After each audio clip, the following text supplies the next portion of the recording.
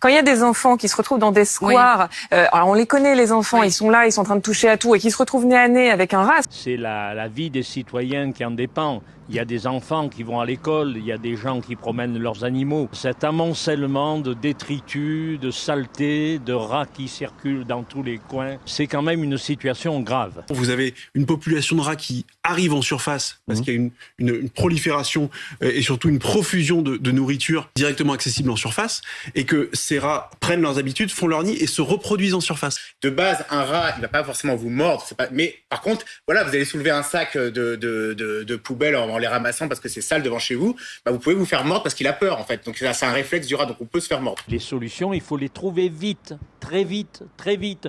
Je lance un appel vibrant, notamment à la mairie de Paris. Devant ces résidences à Antibes, les sacs poubelles s'accumulent.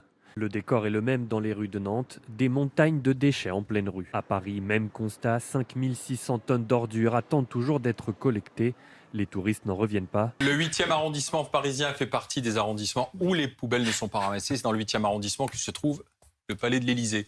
Emmanuel Macron, et regardez, pas de passe-droit pour le chef de l'État. Entre gouvernement, opposition et municipalité, tout le monde se renvoie la responsabilité. C'est pas la grève des éboueurs qui me pose tellement problème, c'est que c'est Anne Hidalgo qui fait grève elle-même, elle ne fait rien. C'est pour ça qu'avec Rachida Dati, ça fait longtemps qu'on réclame un service minimum sur la collecte des ordures. Le service minimum, c'est quelque chose qui a pu être institué dans les transports, ailleurs. C'est aussi atténuer que les citoyens ne soient pas pris en otage dans un dialogue qui est là entre les syndicats et le gouvernement. Alors je crois qu'il y a surtout un gros problème à Paris en matière d'éboueurs et j'ai cru comprendre que, en tout cas je ne sais pas si c'est toujours le cas, mais il y a quelques semaines, la maire de Paris proposait même de payer les grévistes. Donc je veux dire, là il y a une responsabilité d'élu local.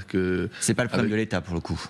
Déjà, quel est le message qui est envoyé par la maire de Paris? Mais réquisition ou intervention de force de l'ordre, ça reste une possibilité ou tout ça, ça appartient au passé? Tout ça est à la fois autorisé par le droit et encadré par le droit. Parce que ce qui me frappe aussi, c'est que les éboueurs, ceux en tout cas qui témoignent ici, sont heureux de ce métier. Ils aiment ce métier. Et tant mieux d'ailleurs. On peut très bien être contre la réforme des retraites et puis être opposé à ces montagnes de poubelles, vous comprenez?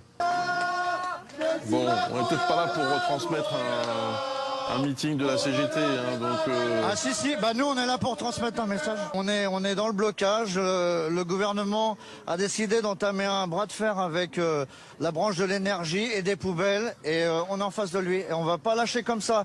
Il a pas daigné nous écouter avec 1,5 million de personnes dans la rue, donc là maintenant on prend le relais.